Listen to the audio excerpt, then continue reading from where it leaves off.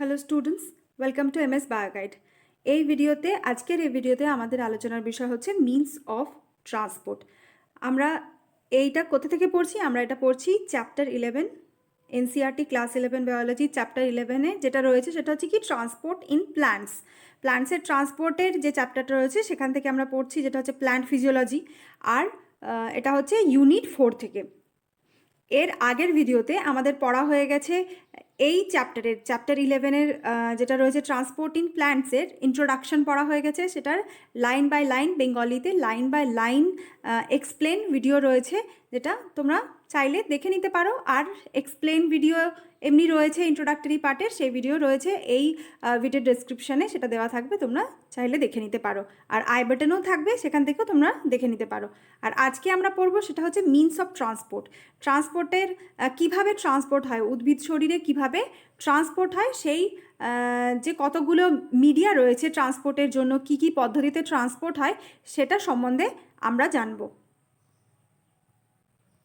Transport generally কী কী হয়, types of transport কী? উদ্ভিদের শরীরে একটা হচ্ছে শর্ট ডিস্টেন্স ট্রান্সপোর্ট হয়, আর একটা হচ্ছে long distance transport. Short distance transport কী কী? যেমন হচ্ছে সেল টু সেল, সেটা হচ্ছে কি যে শর্ট ডিস্টেন্স ট্রান্সপোর্ট আমরা ধরবো। সেল টু সেল কিংবা সেলের ইন্টারনাল যে এনভায়রনমেন্ট রয়েছে সেখান থেকে সেলের বাইরে যেটা হচ্ছে কি যে কোষান্তর স্থান, তার মধ্যে যে ট্রান্সপোর্ট সেটা আমরা তাকে শর্ট ডিস্টেন্স ট্রান্সপোর্টের মধ্যে ধরবো। আর লং ডিস্টেন্স ট্রান্সপোর্ট কি, যেটা আমরা এই প্ল্যান্টের ট্রান্সপোর্ট চ্যাপ্টারের ইন্ট্রোডাক্টরি পার্টে আমরা পড়েছি, যেটা হচ্ছে কি জাইলেম এবং ফ্লোয়েমের মাধ্যমে, উদ্ভিদের শরীরে জাইলেমের মাধ্যমে কি হয়, মূল দ্বারা শোষিত জল এবং জলের দ্রবীভূত মিনারেল সারা শরীরে ছড়িয়ে পড়ে, যেটা হচ্ছে একটা ইউনি ডিরেকশনাল ট্রান্সপোর্ট। আর হচ্ছে কি ফ্লোয়েম, যেটা ফ্লোয়েমের মাধ্যমে কি হয়, পাতায় উৎপন্ন খাদ্য ফ্লোয়েমের মাধ্যমে মাল্টি ডিরেকশনাল ট্রান্সপোর্টের মাধ্যমে উদ্ভিদের সমস্ত শরীরে ছড়িয়ে পড়ে। তো ফ্লোয়েমের মাধ্যমে যে ট্রান্সপোর্টটা হচ্ছে এবং জাইলেমের মাধ্যমে যে ট্রান্সপোর্টটা হচ্ছে সেটা হচ্ছে লং ডিস্টেন্স ট্রান্সপোর্ট। তাহলে শর্ট ডিস্টেন্স ট্রান্সপোর্ট কি আর লং ডিস্টেন্স ট্রান্সপোর্ট কি? জাইলেম এবং ফ্লোয়েমের মাধ্যমে হচ্ছে লং ডিস্টেন্স ট্রান্সপোর্ট। আজকে আমরা যেটা পড়বো সেটা হচ্ছে কি মিনস অফ ট্রান্সপোর্ট। এই ট্রান্সপোর্টগুলোতে কী কী পদ্ধতি ইনভলভ রয়েছে সেটা সম্বন্ধে আমরা জানবো। আজকে আমরা যেটা জানবো সেটা হচ্ছে শুধু শর্ট ডিস্টেন্স ট্রান্সপোর্টের সম্বন্ধে। শর্ট ডিস্টেন্স কারণ জাইলেম ফ্লোয়েমের মাধ্যমে যে ট্রান্সপোর্টটা হয় সেটাও আমরা জানবো, সেটা প্ল্যান্ট ফিজিওলজিতে রয়েছে, সেটা আমরা পরবর্তী ভিডিও, যে সমস্ত আপকামিং ভিডিও রয়েছে তার মধ্যে আমরা জানবো। আর আজকে আমরা জানবো শর্ট ডিস্টেন্স কীভাবে, শর্ট ডিস্টেন্স ট্রান্সপোর্ট কী কী পদ্ধতিতে হয়। তো শর্ট ডিস্টেন্স ট্রান্সপোর্টের মধ্যে যে সমস্ত পদ্ধতি ইনভলভ রয়েছে সেটা হচ্ছে কি যে diffusion, facilitated diffusion, active transport এবং সাইটোপ্লাজমিক স্ট্রিমিং। আর আজকে পার্টিকুলার যেটা আমরা জানবো, আমরা সমস্ত বিষয় একসাথে যদি আমরা যে টাইপগুলো রয়েছে সেগুলো হচ্ছে আমরা যদি নিখুঁতভাবে না পড়ি, মাইনিউটলি যদি না পড়ি, তাহলে কিন্তু আমাদের বুঝতে অসুবিধা হবে। সেজন্য আমরা এই সমস্ত পদ্ধতিগুলোকে কয়েকটা পার্টে ভাগ করে নিয়ে আমরা পড়বো। আর আজকে আমরা পড়বো ডিফিউশন সম্বন্ধে। ডিফিউশনের ক্ষেত্রে কোনো কিন্তু এনার্জির এক্সপেন্ডিচার হয় না। ফ্যাসিলিটেড ডিফিউশন, অ্যাক্টিভ ট্রান্সপোর্ট এবং সাইটোপ্লাজমিক স্ট্রিমিং, এগুলো হচ্ছে short distance means of short distance transport. Facilitated ডিফিউশনের ক্ষেত্রেও কোনো এনার্জি লাগে না, কিন্তু অ্যাক্টিভ ট্রান্সপোর্টের ক্ষেত্রে এনার্জির এক্সপেন্ডিচার হয়। আর সাইটোপ্লাজমিক স্ট্রিমিং সেটা হচ্ছে কি যে একটা উদ্ভিদের ক্ষেত্রে যেটা একটা সিমপ্লাস্ট বলে একটা ঘটনা ঘটে, যেটা হচ্ছে সিমপ্লাস্টের ক্ষেত্রে কি হয়, উদ্ভিদের ক্ষেত্রে প্রত্যেকটা কোষ কি হয়, প্রত্যেকটা হচ্ছে কি প্লাজমোডেজমাটা দ্বারা কোষগুলো পরস্পরের সাথে যুক্ত থাকে। যখন একটা কোষ থেকে সাইটোপ্লাজম এই প্লাজমোডেজমাটার মাধ্যমে অন্য একটা কোষের মধ্যে প্রবাহিত হয়, এটাকে বলা হচ্ছে সাইটোপ্লাজমিক স্ট্রিমিং। তো সাইটোপ্লাজমিক স্ট্রিমিংও হচ্ছে এক ধরনের শর্ট ডিস্টেন্স ট্রান্সপোর্ট। আর এর ক্ষেত্রেও কিন্তু এটাও কিন্তু যে লং ডিস্টেন্স যে ট্রান্সপোর্ট রয়েছে তার ক্ষেত্রেও কিন্তু এই সিমপ্লাস্ট নামক ঘটনা, যেটা হচ্ছে সাইটোপ্লাজমিক স্ট্রিমিং নামে পরিচিত, সেটাও কিন্তু ঘটে থাকে। তাহলে মেনলি সাইটোপ্লাজমিক স্ট্রিমিং কিন্তু শর্ট ডিস্টেন্স ট্রান্সপোর্টের মধ্যেই পড়ে। আর আজকে আমরা যেটা পড়বো সেটা হচ্ছে পার্টিকুলারলি ডিফিউশন সম্বন্ধে পড়বো। আর আমাদের ডিফিউশন সম্বন্ধে আমাদের যে এনসিইআরটির এই চ্যাপ্টারে যে পোর্শনটা দেওয়া রয়েছে সেটা অবশ্যই আমরা লাইন বাই লাইন এক্সপ্লেন করে আমরা বেঙ্গলিতে এক্সপ্লেন করে বুঝে নেবো, যাতে করে আমাদের বেঙ্গলি মিডিয়াম স্টুডেন্টসদের কোনো অসুবিধে না হয়। তাহলে আজকে আমরা পড়ছি ডিফিউশন। তো শর্ট ডিস্টেন্স যে ট্রান্সপোর্ট, এখানে একটা ইমেজ রয়েছে শর্ট ডিস্টেন্স যে ট্রান্সপোর্ট, আমরা তো সিমপ্লাসটা পড়লামই। সিমপ্লাসটা হচ্ছে সেল টু সেল প্লাজমোডেসমাটার মাধ্যমে, যেটা হচ্ছে সাইটোপ্লাজমিক স্ট্রিমিং। আর আর বাকি যেগুলো থাকলো সিম্পল ডিফিউশন। সিম্পল ডিফিউশনের ক্ষেত্রে কি হচ্ছে, সরাসরি এখানে আমরা দেখতে পাচ্ছি ইউনিট মেমব্রেন রয়েছে। উদ্ভিদের কোষের যে প্লাজমা যে মেমব্রেন রয়েছে সেটা আমরা দেখতে পাচ্ছি। সরাসরি ডিফিউশনের ক্ষেত্রে কি হচ্ছে, বাইরের যে হাইয়ার কনসেন্ট্রেশন রয়েছে, এখানে মলিকিউলসে দেখতে পাচ্ছি হায়ার কনসেন্ট্রেশন রয়েছে, এখানে লোয়ার কনসেন্ট্রেশন। তো হাইয়ার কনসেন্ট্রেশন থেকে লোয়ার কনসেন্ট্রেশনের দিকে সিম্পল ডিফিউশন হচ্ছে। ফ্যাসিলেটেড ডিফিউশনের ক্ষেত্রে কি হচ্ছে, যে এই যে ডিফিউশনটা মেমব্রেন প্রোটিনের মাধ্যমে ফ্যাসিলেটেড হয়ে ডিফিউশনটা হচ্ছে, তো এটা হচ্ছে ফ্যাসিলেটেড ডিফিউশন। আর অ্যাক্টিভ ট্রান্সপোর্টের ক্ষেত্রে কি হচ্ছে, এনার্জি এক্সপেন্ডিচারের মাধ্যমে আর হচ্ছে ক্যারিয়ার প্রোটিনের মাধ্যমে যে ট্রান্সপোর্ট হচ্ছে সেটা হচ্ছে কি, যে অ্যাক্টিভ ট্রান্সপোর্ট, এখানে এটিপি খরচা হচ্ছে। এরপরে আমরা আসবো ডিফিউশনের, যেহেতু ডিফিউশন আজকে আমরা পড়ছি, ডিফিউশনের একটা ডেফিনেশন আমরা পড়বো। ডিফিউশনটা কি, diffusion is the net movement of anything generally from a region of higher concentration to a region of lower concentration। তাহলে ডিফিউশন কি হচ্ছে, ডিফিউশন হচ্ছে যে হাইয়ার কনসেন্ট্রেশনের থেকে লোয়ার কনসেন্ট্রেশনের যে জায়গা রয়েছে তার মধ্যে মলিকিউলের যে মুভমেন্ট হয়ে যাওয়াটাকে, সেটাকেই বলছে সিম্পল ডিফিউশন। এখানে যদি আমরা একটা ডায়াগ্রামের সাহায্যে আমরা যদি বুঝে নিই, মনে করি সিম্পল ডিফিউশন যে কোনো সিস্টেমের মধ্যে হতে পারে, সেটা মেবি লিভিং সিস্টেম হতে পারে, নন লিভিং সিস্টেম হতে পারে, যে কোনো সিস্টেমের মধ্যেই কিন্তু এই ডিফিউশন হয়ে থাকে। তো এই ডিফিউশন উদ্ভিদের ক্ষেত্রে, ডিফিউশনের ক্ষেত্রে কি হয়, যদি আমরা ধরে মনে করি এটা একটা সেমি পারমিয়েবল মেমব্রেন, আর এখানে মলিকিউলস রয়েছে কতগুলো, যদি গ্যাসিয়াস মলিকিউল আমি মনে করি এটা হচ্ছে কার্বন ডাইঅক্সাইডের মলিকিউল, এগুলো মনে করি কার্বন ডাইঅক্সাইডের মলিকিউল। তো কার্বন ডাইঅক্সাইডের মলিকিউলের কনসেন্ট্রেশন এখানে কতগুলো রয়েছে, এখানে মনে করি যে 50টা মলিকিউল রয়েছে কার্বন ডাইঅক্সাইডের, 50টা মলিকিউল এখানে আছে, আর এখানে রয়েছে 4টে মলিকিউল এখানে রয়েছে। তো কনসেন্ট্রেশন মলিকিউলের, কার্বন ডাইঅক্সাইড মলিকিউলের এই মলিকিউলের কনসেন্ট্রেশন কোথায় বেশি রয়েছে, এই পোর্শনে কনসেন্ট্রেশনটা বেশি আছে, আর এখানে কম আছে। তো আমাদের ডিফিউশনের যে ডেফিনেশনটা বলেছে, সেখানে কি বলেছে, যে হাইয়ার কনসেন্ট্রেশন থেকে লোয়ার কনসেন্ট্রেশনের মধ্যে যে মলিকিউলের যে মুভমেন্ট, সেটাই হচ্ছে কি, যে ডিফিউশন। আর ডিফিউশন হচ্ছে একটা খুবই সিম্পল প্রসিডিওর এবং খুবই স্লো প্রসিডিওর। আর এটা হচ্ছে কি, যে কোনো সিস্টেমের মধ্যে হতে পারে, যেটা মেবি লিভিং সিস্টেম হতে পারে, নন লিভিং সিস্টেম হতে পারে। আর এটা হচ্ছে কি সেমি পারমিয়েবল মেমব্রেন। তো সেমি পারমিয়েবল মেমব্রেন দ্বারা যদি দুটো গ্যাসের কে যদি আলাদা করা থাকে, তাহলে যেখানে হাইয়ার কনসেন্ট্রেশন মলিকিউলের হাইয়ার কনসেন্ট্রেশন রয়েছে, সেখান থেকে সেই গ্যাসের মলিকিউলগুলো লোয়ার কনসেন্ট্রেশনের দিকে মুভ করবে। তো এটাই হচ্ছে ডিফিউশন। ডিফিউশন যেটা কোন কোন মিডিয়ামের মধ্যে ডিফিউশনটা জেনারেলি দেখা যায়, মিডিয়াম হচ্ছে কি, যে ডিফিউশন বেসিক্যালি কোথায় কোথায় হচ্ছে, কোন কোন মিডিয়ামের মধ্যে হচ্ছে, লিকুইডের মধ্যে এবং গ্যাসের মধ্যে ডিফিউশন ভীষণভাবে পরিলক্ষিত হয়। গ্যাসের মধ্যে ভীষণভাবে পরিলক্ষিত হয় ডিফিউশন, গ্যাসের ক্ষেত্রে পরিলক্ষিত হয় এবং লিকুইডের ক্ষেত্রেও পরিলক্ষিত হয়। উদ্ভিদের ক্ষেত্রে গ্যাসিয়াস এক্সচেঞ্জের one and only means of gaseous exchange যেটা হচ্ছে শুধুমাত্র কার মাধ্যমে হচ্ছে, ডিফিউশনের মাধ্যমে হচ্ছে। উদ্ভিদের ক্ষেত্রে গ্যাসিয়াস এক্সচেঞ্জের জন্য এবং গ্যাসের ট্রান্সপোর্টের জন্য শুধুমাত্র ডিফিউশনই হচ্ছে একটা মাত্র প্রসিডিওর যেটা ইনভলভ থাকে উদ্ভিদের ক্ষেত্রে। তাহলে উদ্ভিদের ক্ষেত্রে ডিফিউশন হচ্ছে খুবই ইম্পর্ট্যান্ট একটা পদ্ধতি গ্যাসের ট্রান্সপোর্টের জন্য। আর লিকুইড মিডিয়ামেও এই ডিফিউশন পদ্ধতি পরিলক্ষিত হয় এবং ভীষণভাবে পরিলক্ষিত হয়, গ্যাসের ক্ষেত্রে ভীষণভাবে এটা কিন্তু পরিলক্ষিত হয়। এরপর আমরা এসে যাব আমাদের এনসিইআরটি ক্লাস 11 বায়োলজি টেক্সটে যেটা বলেছে সেটা আমরা লাইন বাই লাইন এক্সপ্লেন করে বুঝে নেব। তাহলে এই যে ট্রান্সপোর্টের ক্ষেত্রে যেটা হচ্ছে ডিফিউশন, এটা হচ্ছে একটা মিনস অফ ট্রান্সপোর্ট। ডিফিউশনের ক্ষেত্রে কতগুলো ফিচার ইনভলভ রয়েছে, সেই ফিচারগুলো আমরা প্রথমে বলে নিই, তারপরে আমরা টেক্সটটা পড়ে নেব। ফিচারগুলো কী কী রয়েছে, ফিচারগুলো হচ্ছে যে এটা হচ্ছে খুবই একটা স্লো প্রসেস, সিম্পল প্রসেস। এটা হচ্ছে র্যান্ডম প্রসেস, অর্থাৎ র্যান্ডম প্রসেসটা হচ্ছে কি, র্যান্ডম প্রসেসটা কী জিনিস, যেটা হচ্ছে যখন একটা সেমি পারমেবল মেমব্রেন দ্বারা দুটো এইরকম যদি আলাদা করা থাকে, এখানে অনেকগুলো মলিকিউলস রয়েছে, তো যে কোনো মলিকিউলস কিন্তু এই যেখানে লোয়ার কনসেন্ট্রেশন রয়েছে, লোয়ার কনসেন্ট্রেশনের দিকে কিন্তু মুভ করতে পারে।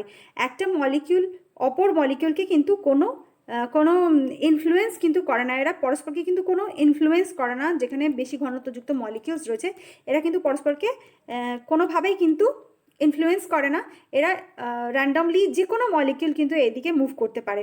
এটা হচ্ছে একটা র্যান্ডম প্রসিডিওর, সিম্পল এবং খুবই স্লো প্রসিডিওর এটা। আর এটা হচ্ছে কি যে কোনো সিস্টেমের মধ্যে হতে পারে, এটা লিভিং সিস্টেমের মধ্যে হতে পারে, এনভায়রনমেন্টের থেকে লিভিং সিস্টেম যেটা হচ্ছে প্ল্যান্ট এবং এনভায়রনমেন্টের মধ্যে হতে পারে, ইররেসপেক্টিভ অফ সিস্টেম। এটা একটা হচ্ছে ঘটনা যেটা হচ্ছে ডিফিউশন, যে কোনো সিস্টেমের মধ্যে এটা কিন্তু ঘটতে পারে। এরপরে হচ্ছে কি যে এটা হচ্ছে এর ক্ষেত্রে কিন্তু কোনো এনার্জির কিন্তু এক্সপেন্ডিচার হয় না, এটা হচ্ছে একটা প্যাসিভ একটা মুভমেন্ট। তো এরপর আমরা এসে যাবো আমাদের প্রত্যেকটা যে লাইন বাই লাইন সেটা আমরা পড়ে নেবো, বেঙ্গালিতেও এক্সপ্লেন করে নেবো। প্রথমে যে লাইন সেটা কি বলছে, movement by diffusion is passive and may be from one part of the cell to the other or from cell to cell or over short distance, say from the inner cellular space of the leaf to outside. তাহলে এটা হচ্ছে খুবই মুভমেন্টটা হচ্ছে কি passive movement. Passive movement কেন বলছে, কারণ এখানে কোনো এনার্জির এক্সপেন্ডিচার কিন্তু হচ্ছে না, সেটা হচ্ছে প্যাসিভ মুভমেন্ট। প্যাসিভ মুভমেন্ট কী কী রয়েছে, যেটা হচ্ছে কি যে ফ্যাসিলিটেড ডিফিউশন, আর শুধুমাত্র যেটা হচ্ছে ডিফিউশন, এটা হচ্ছে কি যে প্যাসিভ ডিফিউশন, কারণ কি এর মধ্যে এনার্জির কোনো খরচ হচ্ছে না, কোনো এটিপি খরচা হচ্ছে না। এটা কোথায় কোথায় হতে পারে, সেলের একটা পার্টের সেলের একটা অংশ থেকে আরেকটা অংশের মধ্যে হতে পারে, সেল টু সেল, একটা পাশাপাশি দুটো অ্যাডজেসেন্ট সেলের মধ্যে এটা হতে পারে। আর এটা হচ্ছে একটা short distance means of transport, short ডিস্টেন্সের জন্য এটা হচ্ছে শর্ট ডিস্টেন্সের ক্ষেত্রে হয়ে থাকে। আবার এটা কি হতে পারে যে পাতার ক্ষেত্রে যে কোষান্তর স্থান থাকে, এয়ার স্পেস যে থাকে, কোষান্তর স্থান অনেকগুলো থাকে পাতার মধ্যে, আর বাইরের যে এনভায়রনমেন্ট থাকে, সেই গ্যাসিয়াস যে স্পেস থাকে পাতার মধ্যে, সেখান থেকে বাইরের এনভায়রনমেন্টের মধ্যেও এই এক্সচেঞ্জ হয়ে থাকে। No energy expenditure takes place, এর ক্ষেত্রে কিন্তু কোনো এটিপি খরচা হচ্ছে না, কোনো এনার্জি খরচা হচ্ছে না।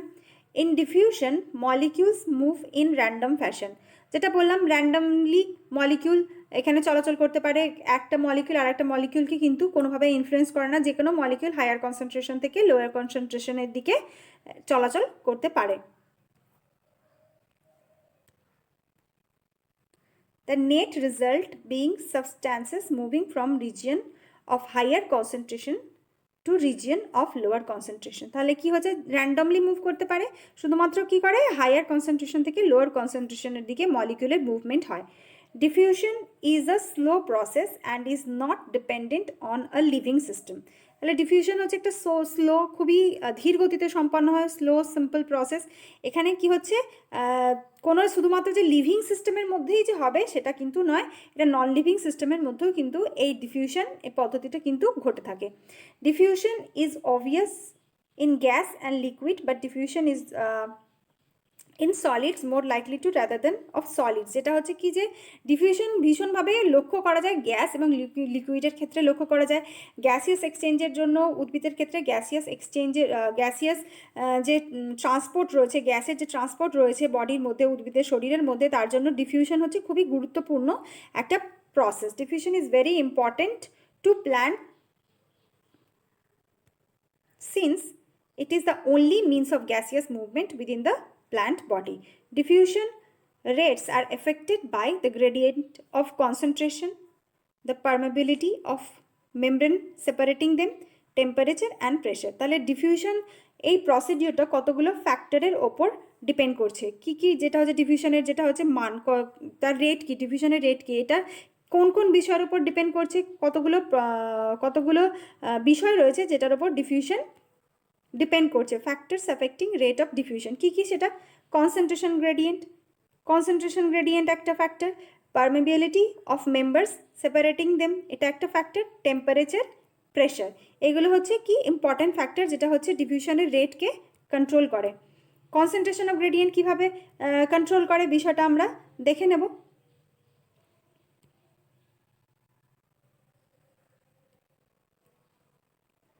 একটা আমরা কি করব, যেটা হচ্ছে আমরা একটা সেল, যেটা হচ্ছে প্লাজমা মেমব্রেন, উদ্ভিদের কোষের ক্ষেত্রে যেটা সেমি পারমিয়েবল মেমব্রেন হিসাবে কাজ করে, সেই সেমি পারমিয়েবল মেমব্রেনটা যদি আমরা ড্র করে নিই।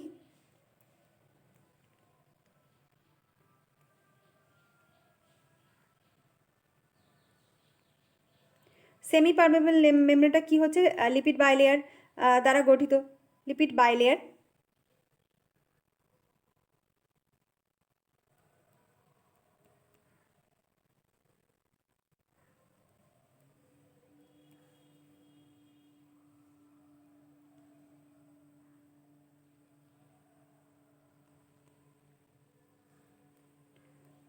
উদ্ভিদের যে প্লাজমা মেমব্রেন রয়েছে সেটা সেমি পারমেবল মেমব্রেন হিসাবে কাজ করে, যেটা হচ্ছে দুটো এনভায়রনমেন্টকে সেপারেট করে রাখে, যেটা হচ্ছে হাইয়ার কনসেন্ট্রেশন থেকে লোয়ার কনসেন্ট্রেশনকে সেপারেট করে রাখে। উদ্ভিদের ফটোসিনথেসিসের সময় যে ঘটনাটা ঘটে সেটা যদি আমরা ডিফিউশনের সাহায্যে কিন্তু আমরা সেটা দেখে নিতে পারি। ডিফিউশন ফটোসিনথেসিসের সময় ডিফিউশন এই পদ্ধতিটা কিন্তু ঘটে থাকে। সেটা কিভাবে ঘটে আমরা সেটা দেখে নেব, এবং প্রেশার এবং আদার যে সমস্ত ফ্যাক্টরস রয়েছে যেটা এই রেটটাকে কন্ট্রোল করে, ডিফিউশন এই প্রসিডিওর এই রেটটাকে কন্ট্রোল করে, সেটা আমরা দেখে নেব। তো এইটা হচ্ছে কি, যে এটা হচ্ছে আউটার এনভায়রনমেন্ট, যেটা হচ্ছে আউটার এনভায়রনমেন্ট, এটা মনে করি আউটার এনভায়রনমেন্ট, এটা হচ্ছে বাতাস, আর এটা হচ্ছে উদ্ভিদের কি সাইটোপ্লাজম। এই পোর্শনটা হচ্ছে সাইটোপ্লাজম, সাইটোপ্লাজমের জন্য সি লিখলাম, আর এটা হচ্ছে আউটার এনভায়রনমেন্ট, তার জন্য আউটার এনভায়রনমেন্ট টি লিখলাম, আউটার এনভায়রনমেন্ট। তো এখানে কি হয়, উদ্ভিদের যখন সালোক সংশ্লেষ হয়, সালোক সংশ্লেষের সময় কি হচ্ছে, এটা হচ্ছে যে আউটার এনভায়রনমেন্ট বলছে সেলের আউটার এনভায়রনমেন্ট, যেটা হচ্ছে কি যে কোষান্তর স্থান। তো উদ্ভিদের পাতার পত্রান্তরের মাধ্যমে যেটা হচ্ছে উদ্ভিদের পাতার মধ্যে কি হয়, যে গ্যাসিয়াস এক্সচেঞ্জ হয় ফটোসিনথেসিসের সময়। তখন কি হয়, উদ্ভিদের শরীরে কার্বোহাইড্রেট তৈরি করার সময় কি হয়, কার্বন ডাইঅক্সাইডের প্রয়োজন হয়। এনভায়রনমেন্টের মধ্যে কার্বন ডাইঅক্সাইডের কনসেন্ট্রেশনটা অনেক বেশি থাকে আর কোষের সাইটোপ্লাজমের তুলনায়। তখন কি হয়, এই যে কার্বন ডাইঅক্সাইডটা কি হচ্ছে, অতিরিক্ত এখানে চাপ বেশি থাকার জন্য, বেশি পরিমাণ মলিকিউলস যেহেতু রয়েছে, সেজন্য এখানে চাপটা কিন্তু অনেক বেশি হয়। আমরা জানি যে কোনো জায়গায় যদি কোনো একটা নির্দিষ্ট, ধর মনে করি যদি একটা বদ্ধ ঘরের মধ্যে যদি সেই বদ্ধ ঘরের ক্যাপাসিটি যদি 5 জন লোক হয়, সেখানের মধ্যে যদি আমরা 50 জন লোককে রেখে দিই, তাহলে কি হবে, সেখানে প্রচুর পরিমাণে কি হবে, একটা প্রেশারের ক্রিয়েট হবে। তখন কি হবে, সেই প্রেশার, তখন কি হবে, খালি যে জায়গা রয়েছে সেখানে সেই অতিরিক্ত প্রেশার যেখানে ক্রিয়েট হয়েছে সেখান থেকে লোক খালি জায়গায় মুভ করবে। তাহলে কার্বন ডাইঅক্সাইড কি হচ্ছে, এনভায়রনমেন্টের মধ্যে কার্বন ডাইঅক্সাইডের কনসেন্ট্রেশন বেশি আছে, তার জন্য কি হচ্ছে, প্রেশারটাও অনেক বেশি থাকছে। তার জন্য কার্বন ডাইঅক্সাইড কি হচ্ছে, সেলের কি হচ্ছে, ভিতরে সাইটোপ্লাজমের মধ্যে প্রবেশ করছে। আবার সাইটোপ্লাজমের মধ্যে কি হচ্ছে, অক্সিজেন, যেহেতু ফটোসিনথেসিসের সময় অক্সিজেন তৈরি হয়, সেই অক্সিজেনটা আবার এই ডিফিউশনের মাধ্যমেই আবার বাইরের এনভায়রনমেন্টের মধ্যে চলে যাচ্ছে। তাহলে এটা একটা প্রেশারের ওপরও ডিপেন্ড করছে, যেখানে যেখানে কোনো একটা মলিকিউলের কনসেন্ট্রেশন অনেক বেশি থাকবে, সেখানে তার প্রেশারটাও অনেক বেশি থাকবে। ফলে প্রেশার বেশি থাকার জন্য এই যে ডিফিউশনের রেটটা অনেকটা বেড়ে যাবে। এরপরে হচ্ছে কি, যে এরপরে হচ্ছে টেম্পারেচার। টেম্পারেচারটা কী করছে, টেম্পারেচারও যখন বেশি হবে কোনো একটা পার্টিকুলার সিস্টেমের মধ্যে, যখন টেম্পারেচার অনেক বেশি হবে, তখন মলিকিউলসের যে মুভমেন্টটা, ডিফিউশনের যে মুভমেন্টটা, সেটাও অনেকটা কিন্তু বেড়ে যাবে, টেম্পারেচারের ওপর ডিপেন্ড করে। আর কি হচ্ছে, permeability of membrane separating them, যে পারমেবল, যেটা হচ্ছে সেমি পারমেবল মেমব্রেন, যেটা হচ্ছে দুটো মিডিয়ামকে আলাদা করে রেখেছে। এই মেমব্রেনের যে পারমেবিলিটি অর্থাৎ ভেদ্যতা যদি বেড়ে যায়, তাহলে খুব তাড়াতাড়ি মলিকিউলসগুলো এই পারমেবল মেমব্রেনকে পার করে সহজেই লোয়ার কনসেন্ট্রেশনের দিকে মুভ করবে। তাহলে এই যে ভেদ্যতার ওপরেও কিন্তু এই ডিফিউশনের রেটটা নির্ভর করছে। ভেদ্যতা বেড়ে গেলে ডিফিউশনের রেট বেড়ে যাবে, প্রেশার বেড়ে গেলেও ডিফিউশনের রেট বেড়ে যাবে, এবং পারমেবিলিটি বেড়ে গেলেও ডিফিউশনের রেট বেড়ে যাবে। তাহলে কি হচ্ছে, যে সমস্ত ফ্যাক্টরসগুলো কি কি, যেটা হচ্ছে ডিফিউশনের রেটকে কন্ট্রোল করছে, সেটা হচ্ছে কনসেন্ট্রেশন গ্রেডিয়েন্ট, যেটা হচ্ছে হাইয়ার কনসেন্ট্রেশন গ্রেডিয়েন্ট থেকে লোয়ার কনসেন্ট্রেশন দিকে মলিকুলার মুভমেন্ট হবে। পারমেবিলিটি যেটা হচ্ছে সেমি পারমেবল মেমব্রেন, যেটা তার ভেদ্যতার উপর ডিপেন্ড করছে, ভেদ্যতা বাড়লেও ডিফিউশনের রেট বাড়বে, আর টেম্পারেচার প্রেশার। তাহলে এগুলো বেড়ে গেলে এই সমস্ত ফ্যাক্টরসগুলো বাড়লেই কিন্তু ডিফিউশনের রেট কিন্তু বেড়ে যাবে। তো আজকে আমরা কি পড়লাম? আজকে আমরা পড়লাম ডিফিউশন সম্বন্ধে, যেটা হচ্ছে কি একটা means of transport, short distance transport. আর যেটার মেন কথা হচ্ছে কি যে diffusion of molecules from higher concentration to lower concentration, এটা হচ্ছে এর মোদ্দা কথা। এর ক্ষেত্রে এটা হচ্ছে একটা প্যাসিভ ট্রান্সপোর্ট, এর ক্ষেত্রে কোনো এনার্জির এক্সপেন্ডিচার হয় না এটা, এবং উদ্ভিদের গ্যাসের যে ট্রান্সপোর্ট তার জন্য এটা খুবই ইম্পর্টেন্ট একটা পদ্ধতি, কারণ উদ্ভিদের শুধুমাত্র এই ডিফিউশনের মাধ্যমেই কিন্তু গ্যাসের ট্রান্সপোর্ট হয়ে থাকে। তো ডিফিউশন হচ্ছে খুবই একটা ইম্পর্টেন্ট পদ্ধতি উদ্ভিদের ক্ষেত্রে। তো আজকের মতো এই পর্যন্ত। নেক্সট ভিডিওতে আমরা পড়ব এই চ্যাপ্টার থেকে, যেটা হচ্ছে উদ্ভিদের কি প্ল্যান্টের ট্রান্সপোর্টিং প্ল্যান্ট, যেটা হচ্ছে এনসিইআরটি ক্লাস 11 বায়োলজি চ্যাপ্টার 11 থেকে ইউনিট 4 থেকে। নেক্সট ভিডিওতে আমরা পড়ব সেটা হচ্ছে ফ্যাসিলিটেড ডিফিউশন সম্বন্ধে। তো আজকের মতো এই পর্যন্ত। ভিডিও যদি ভালো লাগে তাহলে অবশ্যই একটা লাইক করবে, এবং যদি আমার চ্যানেলে নতুন থাকো তাহলে অবশ্যই আমার চ্যানেলকে সাবস্ক্রাইব করে পাশে থাকা বেল আইকনটা প্রেস করে নোটিফিকেশন অল করবে, যাতে করে আমার ভিডিও নোটিফিকেশন তোমাদের কাছে সহজেই পৌঁছে যায়। Thank you.